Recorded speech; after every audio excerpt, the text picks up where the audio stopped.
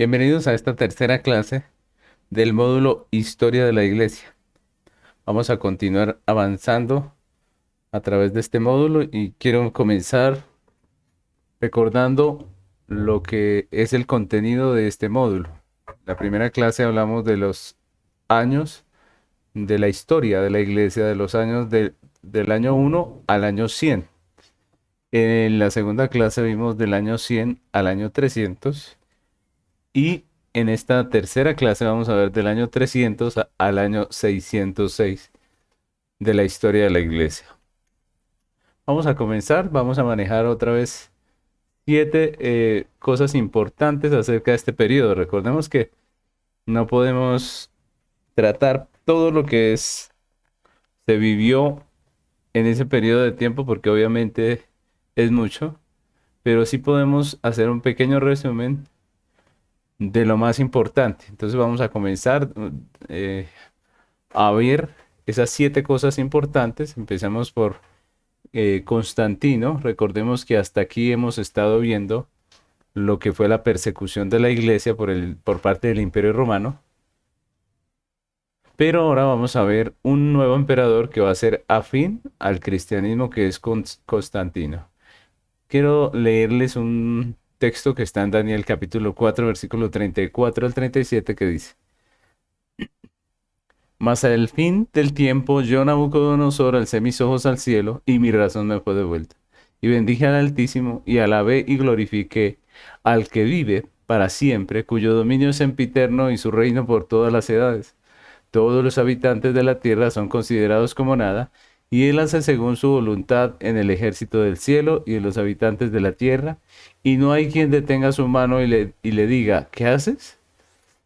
En el mismo tiempo mi razón me fue devuelta, y la majestad de mi reino, mi dignidad y mi riqueza volvieron a mí.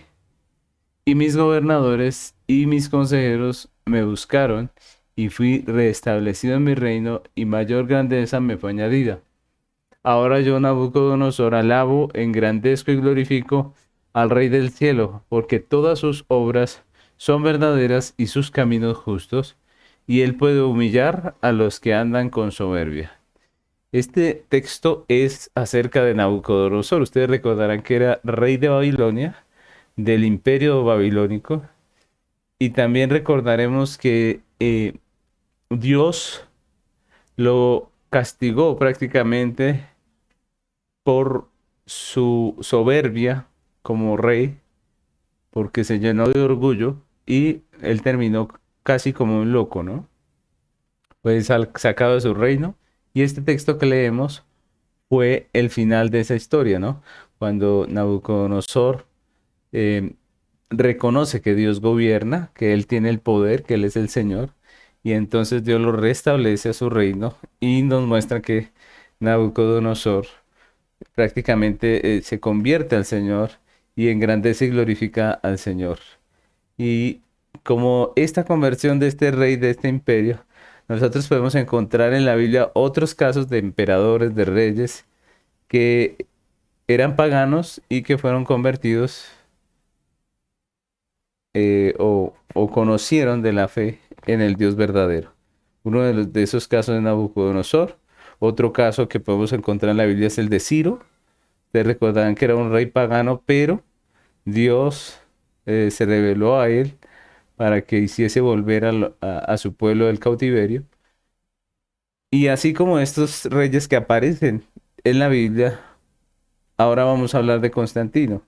Recordemos que hasta este momento, en lo que hemos estado estudiando, el Imperio Romano, eh, una parte del Imperio Romano, o más bien algunos de los emperadores romanos, habían atacado a la iglesia, habían sido contradictores de la iglesia, habían matado a muchos cristianos, pero cuando llegamos a la historia de Constantino, pues vemos que este hombre fue afín al cristianismo.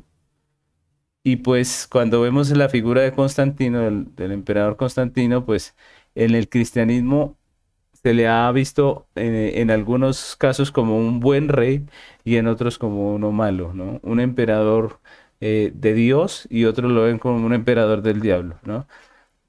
¿Por qué? Porque a pesar de que fue un hombre afín al cristianismo, pues él también cometió sus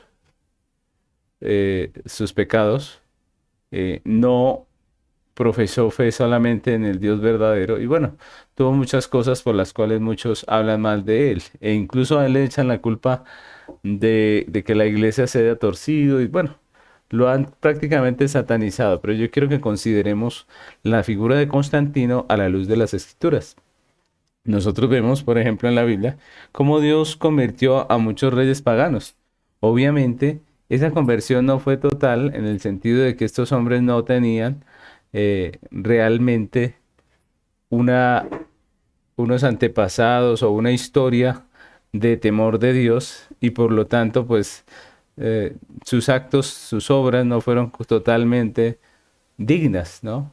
Pero yo quiero que consideremos si fueron o no fueron siervos de Dios, porque Dios llama a Ciro mi siervo, ¿cierto? Le llama mi siervo y dice, aunque no me conociste. Y nosotros vemos que la figura del rey Ciro, pues no es que nos hable mucho de su devoción ni nada de esto, sino específicamente de que Dios lo usó para ese tiempo, para esa situación. Entonces, yo pienso que Constantino es un siervo de Dios, que Dios lo utilizó para lo que lo tenía que utilizar y él hizo lo que tenía que hacer prácticamente, ¿no? Nosotros podemos decir de Constantino que él fue un hombre pagano y llegó a ser cristiano, lo mismo que otros reyes en la Biblia. Él dice que tuvo una visión de la cruz con una inscripción que decía, con este signo vencerás. Si ustedes leen la historia de él, es lo que dice él, que él tuvo una visión donde se le mostró la cruz y se le dijo que con ese signo vencería. Luego, supuestamente, Cristo le apareció y le dijo que hiciera una bandera con ese símbolo para defenderse de sus enemigos. Obviamente, nosotros sabemos que el hecho de que la cruz sea tomada como un amuleto que le van a dar suerte o le van a bendecir, eso obviamente no es algo realmente escritural ni bíblico, ¿no? Entonces, si nosotros miramos, pues eso desencadenó superstición en medio de la gente y, y obviamente muchos tomaron la cruz como si fuera un amuleto, ¿no? Hoy en día todavía muchos usan la cruz como si fuera un amuleto, eso está mal, ¿no? Pero después de esa visión, Constantino hizo llamar a varios maestros cristianos, a quienes le preguntó acerca de sus creencias y del significado del símbolo de la cruz, ¿no? De ese símbolo que supuestamente él había visto en sueño. Y desde entonces él se profesó cristiano, ¿no? Empezó a usar la cruz como un amuleto. Y si ustedes ven en la historia, pues él siempre usó esa cruz, la cruz, ¿no? Como el símbolo de su gobierno, ¿no? En el año 313 se promulgó en Milán un edicto por medio del cual se concedía libertad de profesión de religión. Es decir, se le daba libertad a la gente para que profesara su religión, entre ellos a los cristianos, ¿no? Y esto fue una liberación para la iglesia en el sentido de que con ese edicto pues comienza lo que es conocido como la paz para la iglesia. Recordemos que hasta ese tiempo, eh, en algunos momentos de la historia, los romanos fueron contradictorios al cristianismo y persiguieron a los cristianos, mataron a sus líderes, lo estudiamos hace 8 días. En la última clase vimos cómo esta fue una realidad en medio de la iglesia, ¿no? Los romanos los persiguieron y vimos 10 de las persecuciones que tuvo la iglesia en diferentes reinados de diferentes emperadores que fueron perseguidores, ¿no? Pero aquí con este edicto prácticamente empieza la paz para la iglesia. Y desde que Constantino toma esa actitud con los cristianos, pues aumenta considerablemente el número de los cristianos, de las personas que creen en Cristo y abandonan el paganismo.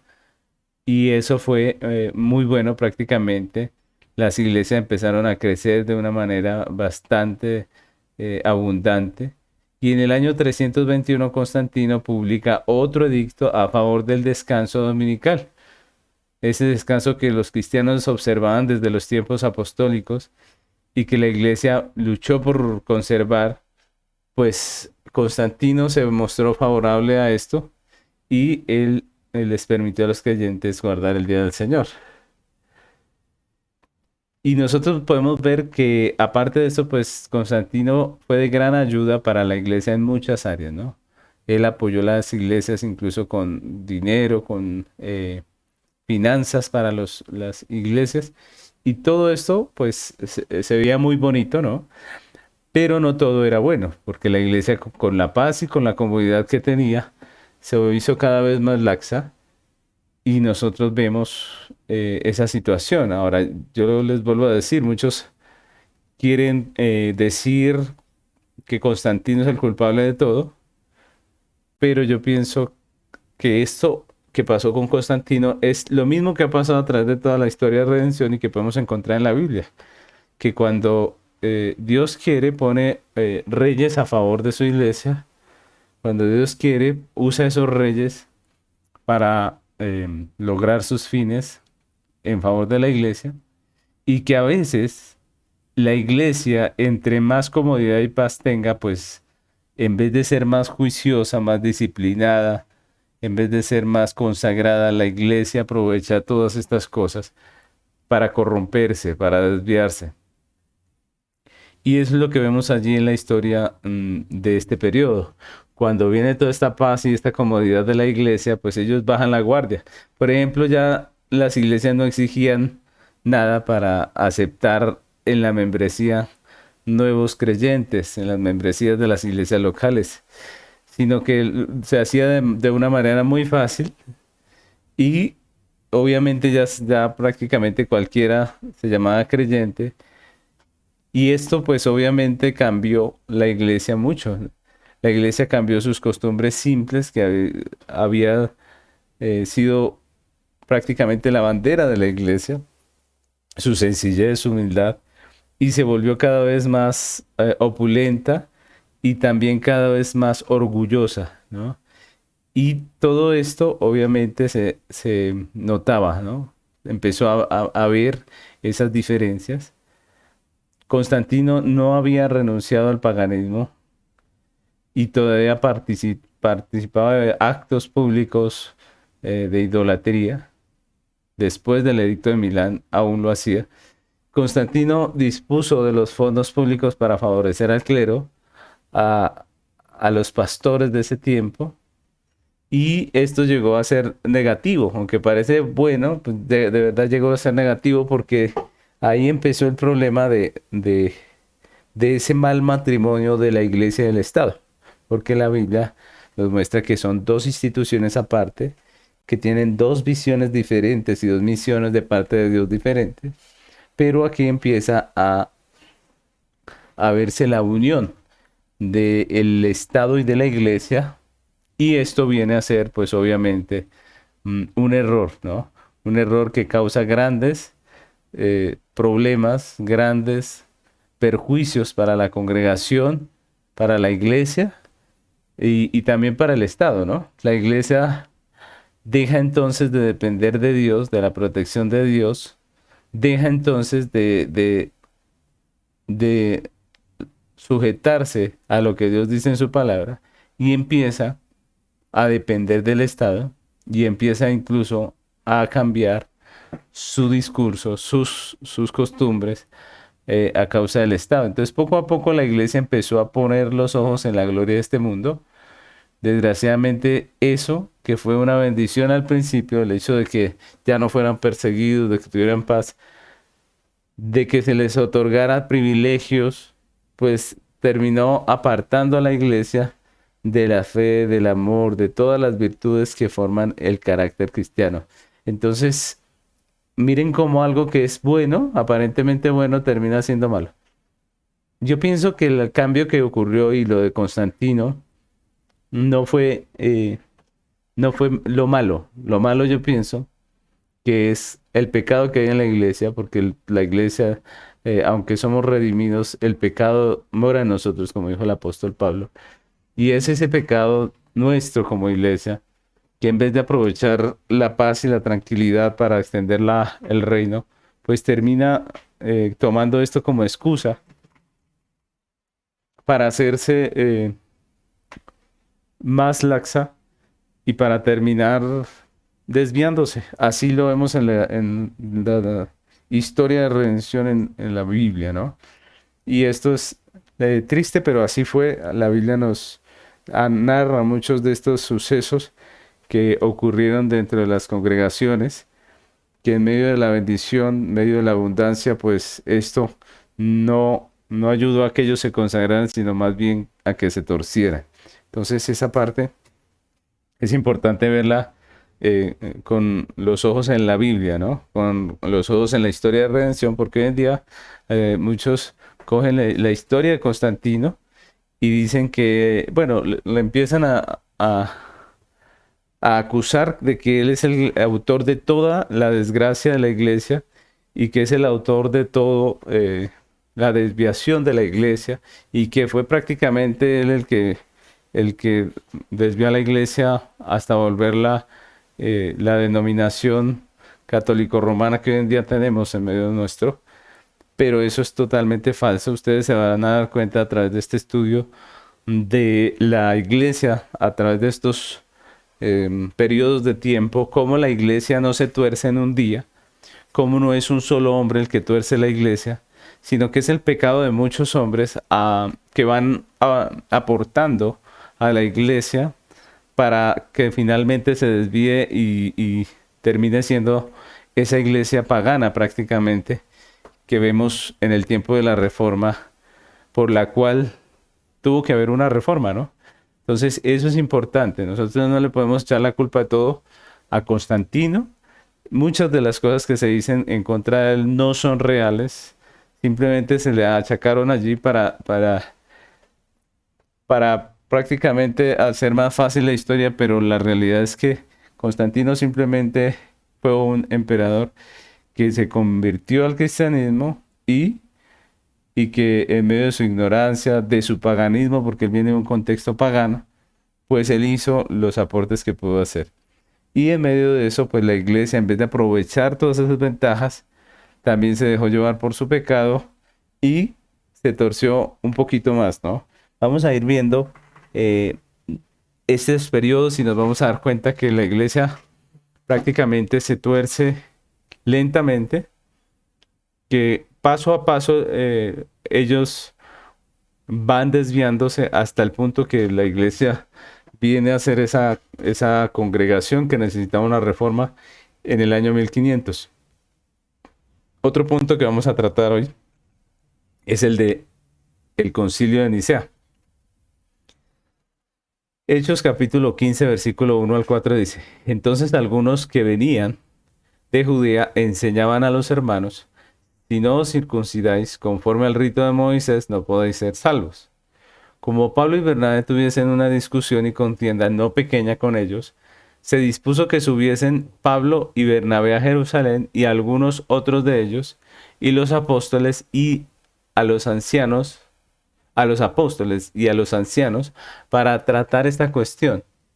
Ellos pues, habiendo sido encaminados por la iglesia, pasaron por Fenicia y Samaria, contando la conversión de los gentiles, y causaban gran gozo a los hermanos. Y llegados a Jerusalén, fueron recibidos por la iglesia y los apóstoles y los ancianos, y refirieron todas las cosas que Dios había hecho con ellos. Aquí nos cuentan la historia de cuando un grupo quería judaizar a la iglesia, y lo que pasa o lo que hace la iglesia es hacer un concilio, ¿no? Eso están hechos de los apóstoles, prácticamente fue el primer concilio. Pero ahora yo quiero tomar este ejemplo de la iglesia para hablarles del concilio que hubo dentro de este periodo de tiempo que estamos estudiando hoy, ¿no? El concilio de Nicea se realiza prácticamente por la controversia de Arrio y fue convocado por Constantino. ¿Quién fue Arrio? ¿Ustedes recuerdan? Arrio era un presbítero que estaba frente a una de las iglesias de Alejandría y ha sido descrito como un hombre alto, imponente, docto, que trabajaba incansablemente y era muy dado a las discusiones, era una persona muy dada a las contiendas, a las controversias, y empezó a predicar, a enseñar que Cristo había sido creado por el Padre antes que toda otra criatura, lo que hoy en día predican los testigos de Jehová, que no era eterno, que había tenido principio y que por lo tanto no podía ser mirado como igual a Dios, sino como una creación. La doctrina de Arrio estaba en contradicción a las enseñanzas de los evangelios, por ejemplo, del Evangelio de Juan, donde se enseña en el principio era el verbo. ¿Se recuerdan? En Juan capítulo 1. Era la negación de todo lo que el Nuevo Testamento dice acerca de la divinidad de Jesús, lo que predicaba Arrio. Alejandro, el obispo de Alejandría, se pronunció contra Arrio en el año 321, cuando se celebraba un sínodo al que acudían todos los obispos de Egipto y de Libia, y depuso a Arrio y lo expuso a la excomunión de la iglesia. Pero Arrio no se dio por vencido. Como tenía un partido numeroso, la oposición fue fuerte y se hizo cada vez más agresivo contra Alejandro. Entonces la herejía naciente se empezó a extender tanto que se convirtió en un gigante. Parecía que todas las iglesias de Egipto y de Asia se sentían inclinadas a las enseñanzas de Arrio. Así que Alejandro escribe a todos los obispos cartas y lo que pasa es que muchos toman la posición de que hay que hacer algo. Constantino lo que hace es convocar este concilio y en junio del año 325 se reúne el concilio bajo sus eh, auspicios, bajo su mandato en la ciudad de Nicea, por eso se llama el concilio de Nicea, que es cerca de la capital. Y en la asamblea tomaron asiento 318 obispos. Varios de ellos eran ancianos venerables que habían sufrido bajo la persecución de Diocleciano. Constantino también asistió, pero no ocupó oficialmente ningún lugar en la asamblea. Eso es importante decirlo porque hay personas que piensan que Constantino era el que mandaba pues la parada allí y no es así. Lo que hace Constantino es convocar este concilio para que se arregle este debate y los debates duraron 2 meses y cada vez que se discutía pues el arrianismo empezó a perder más terreno porque obviamente el debate se hacía a la luz de las escrituras. El arrianismo fue finalmente condenado y el siguiente credo, suscrito por casi la totalidad, eh, es el que nosotros conocemos como el credo de Nicea. Dice así, yo quisiera leerlo para que lo tengamos en mente. No es tan largo. Dice, creemos en un solo Dios, Padre Todopoderoso, Creador de todas las cosas visibles e invisibles, y en un Señor Jesucristo, el Hijo de Dios, unigénito del Padre, de la esencia del Padre, Dios de Dios, luz de luz, verdadero Dios de verdadero Dios, engendrado, no creado, de una misma sustancia con el Padre, por quien fueron hechas todas las cosas que están en los cielos, en la tierra, quien por nosotros los hombres y para nuestra salvación descendió de los cielos, se encarnó y se hizo hombre, sufrió, resucitó al tercer día, ascendió a los cielos y vendrá otra vez a juzgar a los vivos y a los muertos, y en el Espíritu Santo. Ese es el credo, y ese credo resume la posición de la iglesia, y por eso la iglesia lo profesa, lo confiesa dentro de nuestras ceremonias. Tenemos un tiempo para las iglesias bíblicas para confesar nuestra fe y generalmente confesamos nuestra fe a través de documentos históricos como este credo. Entonces las iglesias bíblicas lo usan dentro de lo que ellos profesan. Por eso, porque resume muy bien lo que nosotros creemos.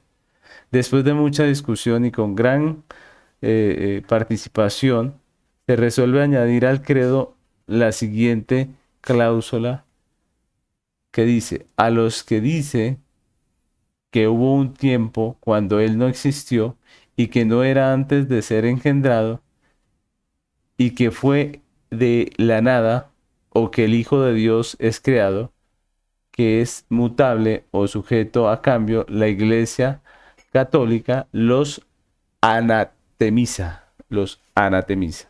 Recordemos que allí hablan de la Iglesia Católica. Cuando nosotros vemos los documentos antiguos de los credos y todo eso, encontramos la palabra la Iglesia Católica, pero esa palabra no se está refiriendo a la denominación católica que hoy en día conocemos, sino se habla de la Iglesia Católica porque la palabra católica significa universal. Entonces la Iglesia era la Iglesia universal. De nuevo, no como una denominación. Recordemos que ahí no habían denominaciones, había una sola iglesia. Pero por ser la iglesia universal, se le llamaba católica. Entonces, por eso los documentos antiguos siempre van a decir la iglesia católica. No debemos confundir con la denominación católico-romana. Y cuando dice que los anatemiza, lo está diciendo que los expulsa de la congregación, ¿no? Recordemos que anatema significa maldito y esa palabra se usaba en el contexto de la iglesia para decir que una persona era excomulgada, era sacada de la comunión de los hermanos. Entonces prácticamente a los arrianos los expulsaron. Solo 5 obispos se negaron a firmar ese credo, pero después 3 de ellos consistieron, quedando solo 2 bajo anatema. Esa fue el concilio. Recordemos la cantidad de obispos que había. A pesar de la situación que se había presentado con Arrio, el mismo Constantino luchó porque le quitaran la excomunión a Arrio. Él era amigo de Arrio y quiso que le quitaran la excomunión y que le restituyeran el presbiterio. Pero las órdenes del emperador tuvieron una resistencia tenaz de parte de los obispos. Y en Alejandría actuaba el obispo Atanasio, quien había sucedido a Alejandro, y él se opuso también al arrianismo. Am, y aquí empieza eh, para él su defensa, que nosotros podemos ver a Atanasio contra el arrianismo, y nosotros podemos ver en los escritos de Atanasio cómo él luchó contra el arrianismo. Constantino no podía tolerar que su autoridad fuese desconocida y resolvió que Arrio fuese readmitido en la iglesia, en la misma capital. Imagínense ustedes, este hombre, Constantino, que, por su amigo Arrio, lo volvió a poner en su lugar, en contra de todo lo que los obispos habían decretado, y preparó una gran ceremonia para restituirlo en la capital. Y el día cuando se debía efectuar el acto de la instalación, las calles de Constantinopla estaban llenas de gente. Arrio se dirigía a la iglesia acompañado de Eusebio y muchos de sus partidarios, y de repente se siente indispuesto y muere momentos después. Arrio no alcanzó a ser instalado, murió por la soberana voluntad de Dios. Así que en el año 336 muere Arrio y pues obviamente la iglesia toma postura contra el arrianismo, ¿no? Atanasio continúa la lucha sin desanimarse y fue recibido en Alejandría con gran júbilo, pero tenemos que decir que Arrio logró causar mucha división en la iglesia. Esa fue prácticamente el concilio, ¿no? El concilio fue precisamente para que se concluyera si lo que decía Arrio tenía algo de razón o si estaba mal. Todos los obispos, la gran mayoría, estuvieron de acuerdo en condenar el arrianismo y la iglesia debería tener esto en cuenta. Todo lo que es la historia de la iglesia es importante conocerla porque muchas veces nosotros desconocemos esto y terminamos cayendo en los mismos problemas antiguos, ¿no? Alguien ha dicho que el que no conoce la historia está condenado a repetirla. Y eso es muy cierto, ¿no? En la iglesia sucede, ¿no? En la historia de la iglesia ha habido tantos errores y desafortunadamente la iglesia vuelve y los comete y vuelve y hace lo mismo, porque en muchos casos la iglesia ignora su pasado, ignora su historia. Muchas de las cosas que se dicen hoy en muchas iglesias son las mismas herejías con las que la iglesia peleó en los años pasados. Y hoy en día son muy populares. Entonces nosotros debemos mirar, porque a veces como iglesia estamos faltos de teología histórica, ¿cierto? Y lo que hacemos es caer en las mismas situaciones de nuestros antepasados. Y eso es vergonzoso realmente. El arrianismo hoy en día eh, todavía está afectando, dañando, dividiendo. Y la iglesia, hay personas que deciden creer justamente en esto que ya en tiempos pasados fue condenado como una herejía. Vamos a nuestro tercer punto de hoy, que son los escritores de este periodo de tiempo. Estamos hablando de los años 300 al 606.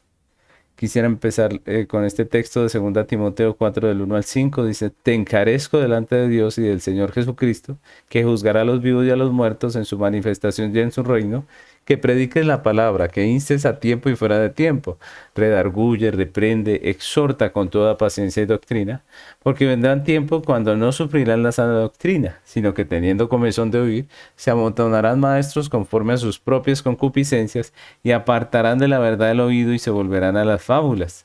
Pero tú sé sobrio en todo, soporta las aflicciones, haz obra de evangelista, cumple tu ministerio. Son palabras del apóstol Pablo a Timoteo. Palabras que nos recuerdan nuestras obligaciones como iglesia. Palabras que nos recuerdan que mientras estemos en esta tierra estamos llamados a hacer, a movernos, a predicar el evangelio y hay que hacerlo por todos los medios que tenemos a nuestro alcance. Y eso es lo que han hecho los cristianos en diversos tiempos, ¿no? Eh, Utilizar los medios que estén a su alcance. En estos años del 300 al 600, algunos cristianos, obispos ellos, ministros del Evangelio, escribieron también y dejaron sus escritos. Eso es lo que Pablo le dice a Timoteo, que él predicara la palabra, que instara a tiempo y fuera de tiempo, que redarguyera, reprendiera, y lo que hicieron estos pastores fue eso, precisamente. Entonces el Evangelio no solo se propagó con el testimonio personal de los creyentes, sino que también se hizo por medio de la literatura y esto facilitó el intercambio de pensamientos entre los que vivían en regiones separadas e hizo más fácil y duradera la enseñanza. Y eso nosotros como iglesia hoy en día con tanta tecnología tenemos que aprender eso y verlo porque nosotros hoy en día tenemos muchos medios y a veces los menospreciamos. Entonces tenemos que hablar de dos clases de escritos, ¿no? O de escritores. Los escritores en este tiempo podemos dividirlos en escritores cristianos de Oriente y en los de Occidente. Vamos a hablar primeramente de los de Oriente. Algunos de los escritores más notables de Oriente fueron Eusebio, del 260 al 339, llamado el padre de la historia eclesiástica. Su historia eclesiástica es una de las obras más reconocidas de ese tiempo, de ese periodo. Otro autor fue Ciro de Alejandría, 413 al 444. Su lucha fue contra las doctrinas nestorianas, unas doctrinas que en sus días se hicieron fuertes Y lo que él hizo fue levantarse obviamente a proclamar que eso no estaba bien y a demostrar con las escrituras eh, cómo esas doctrinas estaban erradas. Sus principales obras comprenden homilías, diálogos y diferentes tratados sobre la Trinidad y la Encarnación. Otro de los escritores de Oriente fue Crisóstomo, del 346 al 407, hijo de una mujer piadosa, fue abogado con grandes aptitudes de orador. En el año 381 fue ordenado diácono y en el 386 fue elevado a presbítero. Se le confió el púlpito de la iglesia más grande de Antioquía.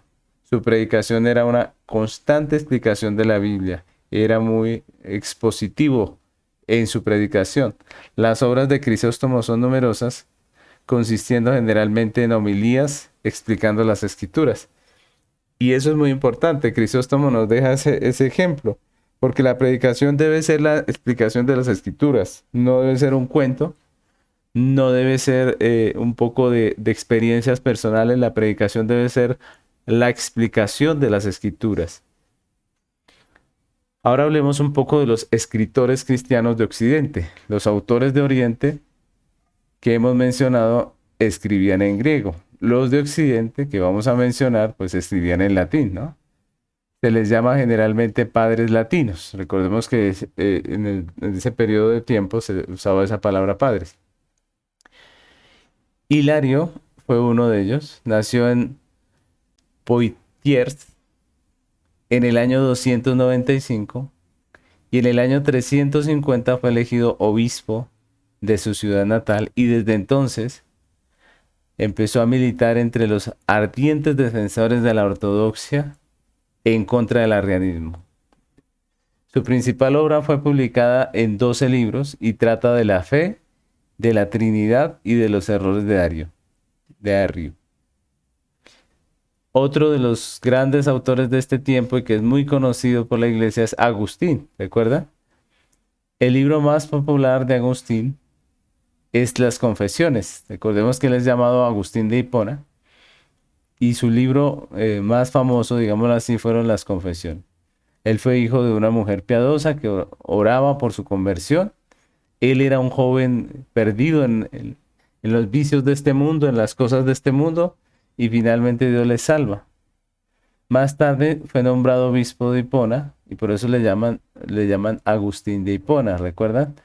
Murió en el año 430 a los 76 años de edad, después de haber trabajado arduamente a favor de la iglesia.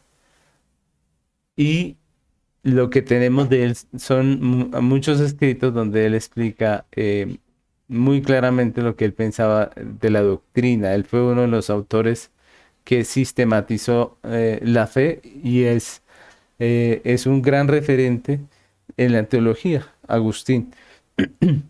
Otro de los autores de Occidente es Jerónimo. Jerónimo, estamos hablando del 379 al 420. Fue un filólogo. Jerónimo ocupa el primer lugar entre los cristianos de sus días. En 379 aparece en Antioquía, donde fue nombrado presbítero. En Roma emprendió con ardor la ardua tarea de revisar la traducción de la Biblia al latín. Esa fue llamada itálica, la versión, ¿no? ¿Recuerdan? La itálica, la cual era muy defectuosa a causa de muchas variantes que se hallaban en las diferentes ediciones. De ese trabajo resultó lo que se llamó la Vulgata. ¿Recuerdan? La Vulgata hemos estado estudiando algunas de las traducciones antiguas y una de ellas fue la Vulgata. ¿Recuerdan? La Vulgata latina. Esos más o menos son los escritores que resaltan en ese periodo de tiempo. Ahora les quiero hablar de un grupo que fueron los donatistas. Recordemos que a través de nuestro estudio de los diferentes periodos de la iglesia hemos visto que surgen grupos de personas que están en contra de los errores de la iglesia, que se levantan, forman sus grupos y que muchos de ellos terminan torciéndose o o volviéndose una secta desviada de la verdad. Pero el propósito de esos grupos al principio es precisamente levantarse contra la, las malas costumbres de la iglesia y finalmente caen como en exageraciones que terminan haciéndolos también eh, que terminan errando, ¿no? Y trayendo algunas falsas doctrinas. Pero la intención al comienzo es precisamente apartarse de las cosas que está haciendo la iglesia mal.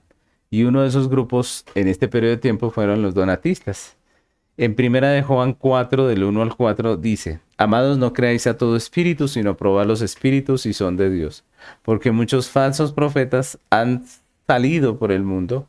En esto conoced el Espíritu de Dios. Todo espíritu que confiesa que Jesucristo ha venido en carne es de Dios.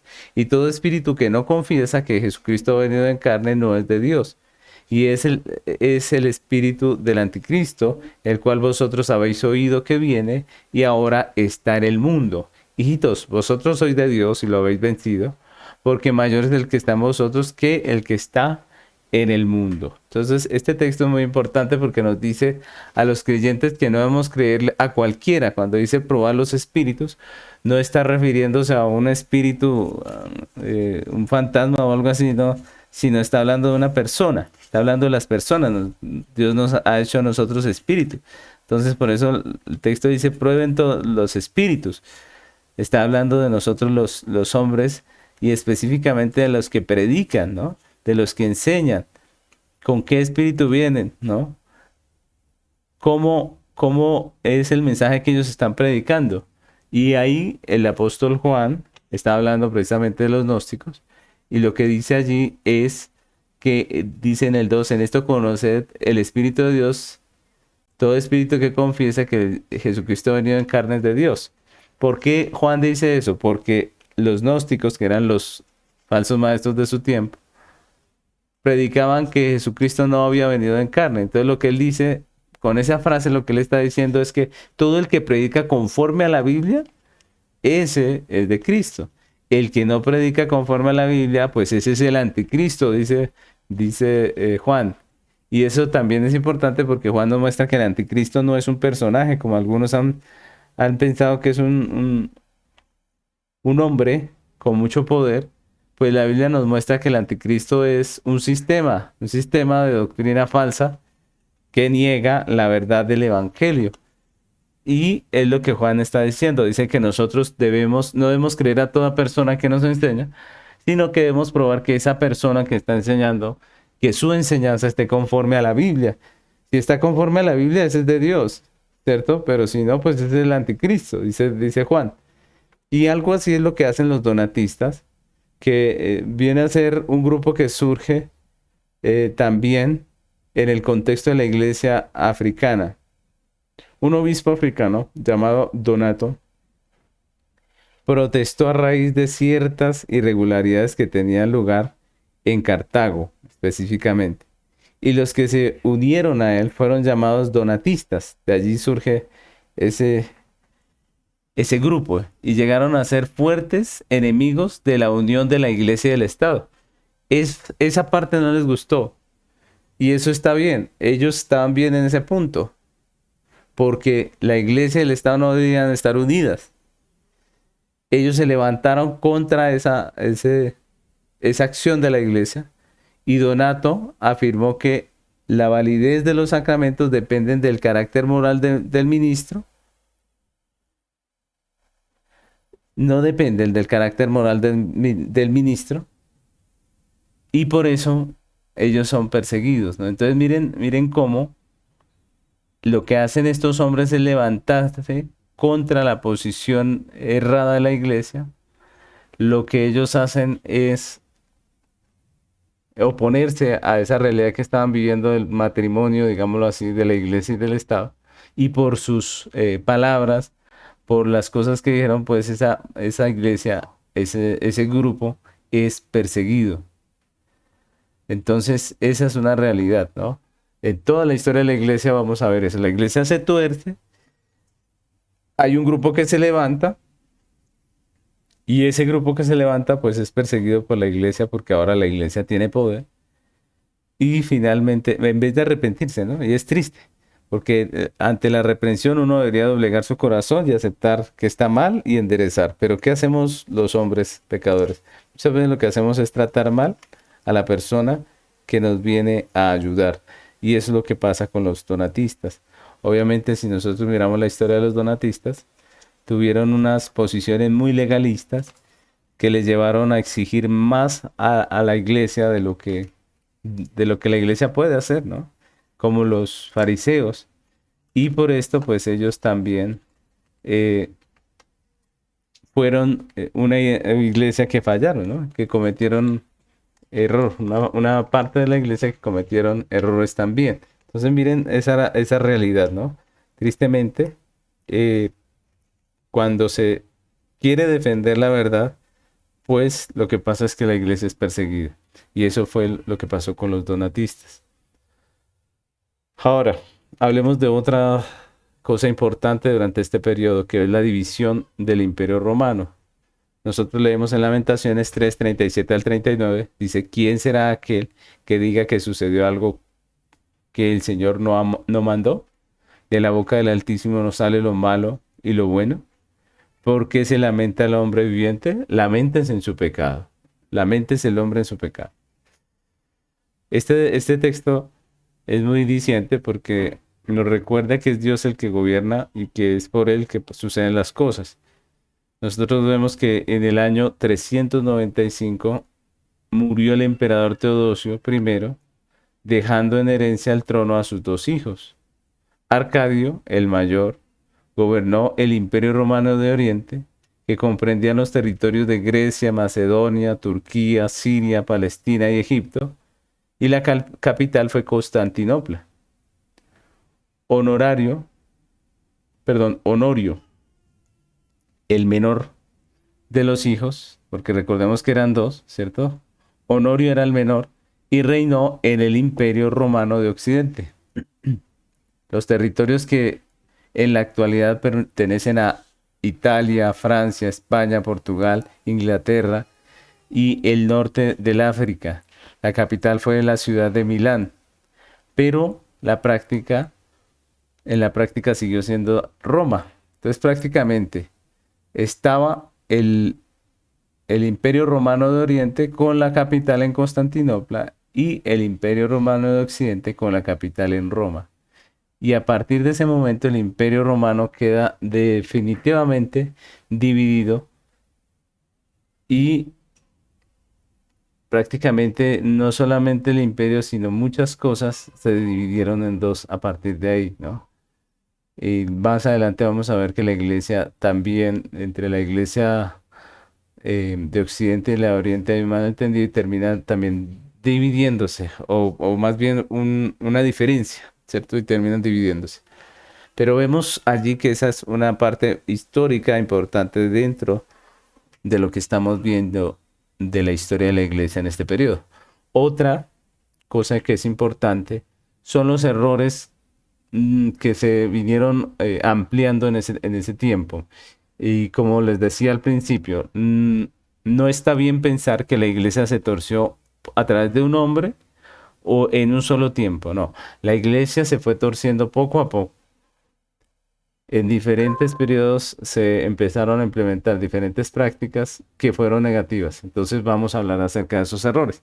En 1 Corintios capítulo 1, capítulo 10, versículo 6 al 12 dice, mas estas cosas sucedieron como ejemplo para nosotros, para que no codiciemos cosas malas como ellos codiciaron, ni seáis idólatras como algunos de ellos, según está escrito, se sentó el pueblo a comer y a beber y se levantó a jugar. Ni forniquemos como algunos de ellos fornicaron y cayeron en un día 23,000. Ni tentemos al Señor, como también algunos de ellos le tentaron y perecieron por las serpientes. Ni murmuréis como algunos de ellos murmuraron y perecieron por el destructor. Y estas cosas les acontecieron como ejemplo y están escritas para amonestarnos a nosotros, a quienes han alcanzado los fines de los siglos. Así que el que piensa estar firme, ¿qué dice? Mire que no caiga. Y este texto está muy relacionado con esto porque cuando leemos de las prácticas negativas o de los errores doctrinales y de práctica de la iglesia, pues tenemos que verlos no para juzgar nada más y para decir terrible, sino los debemos ver, como dice el apóstol Pablo, como ejemplos para que nosotros no caigamos en lo mismo. Entonces vamos a hablar de algunos de esos errores. El primero de ellos podríamos hablar de la vida monástica, la corrupción de las iglesias y la decadencia espiritual que caracterizaba este periodo alarmó a muchas almas sinceras, a muchos cristianos verdaderos que buscaron en el reino, en la tierra, perdón, en esta tierra, cómo lograr apartarse de el pecado. Y ahí es donde viene este asunto de la vida monástica, ¿no? O sea, la iglesia empezó a decir, bueno, hay tanta maldad dentro de nosotros que ¿cómo hacemos? Y se inventaron o empezaron a pensar que si ellos se apartaban, se aislaban, entonces tal vez ellos no podían, no iban a pecar. Y ese es un error. A través de de toda la historia de redención podemos encontrar muchos casos, ¿no? Muchos casos de grupos que llegaron a pensar, tal vez con una buena intención, que si se apartaban de todo, el pecado no los iba a tocar, que si se apartaban del mundo físicamente hablando, pues ellos iban a ser más santos. Desafortunadamente esto lo que trae siempre, inevitablemente, es más pecado, ¿no? Esta es una realidad. Se empezaron a hacer monasterios, lugares para que los hombres estuviesen apartados, supuestamente para que no hubiese pecado, pero siempre pasa lo mismo. Eso termina siendo un lugar de corrupción. El origen del monasticismo lo hallamos en la persona y la obra de Antonio, un hombre que nació en el 251. Era hijo de una familia rica y respetable. Las cosas del mundo no le interesaban, pero un profundo espíritu religioso y una gran ansiedad por las cosas divinas terminaron haciendo que este hombre pensase de esa manera. Oyó leer la siguiente porción del Evangelio que dice así, dice, si queréis ser perfecto, anda, vende lo que tienes y dalo a los pobres y tendrás tesoros en el cielo. Y ven y sígueme. ¿Te recuerdan ese texto dónde está? Ese texto está en los Evangelios y fue Jesús el que le dijo esto al joven rico. Se lo dijo para mostrarle que él no guardaba la ley y que necesitaba el Evangelio. Esa es la realidad. Sin embargo, Antonio creyó que esas palabras lo que eran prácticamente un mandato de Dios dirigido para él mismo. Y allí fue donde él decide vender todos sus bienes, repartirlo a los pobres, repartió sus bienes y se retiró a la soledad y empezó a vivir bajo el más rígido ascetismo. Recordemos que el ascetismo son aquellos que piensan que entre más difícil sea la vida, entre más dolor y falta de cosas haya, pues como que Dios recibe eso con agrado. Pero nosotros sabemos que el ascetismo es tratar de ganarse el favor de Dios con obras y la Biblia dice que no es posible, que la única razón por la que nosotros podemos ser aceptos delante del Padre es por medio de su Hijo Jesucristo.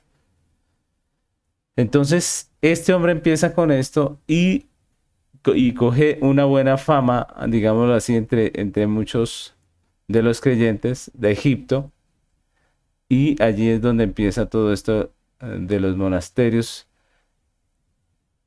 y él termina siendo el director espiritual de muchos que querían imitarle al apartarse, ¿no?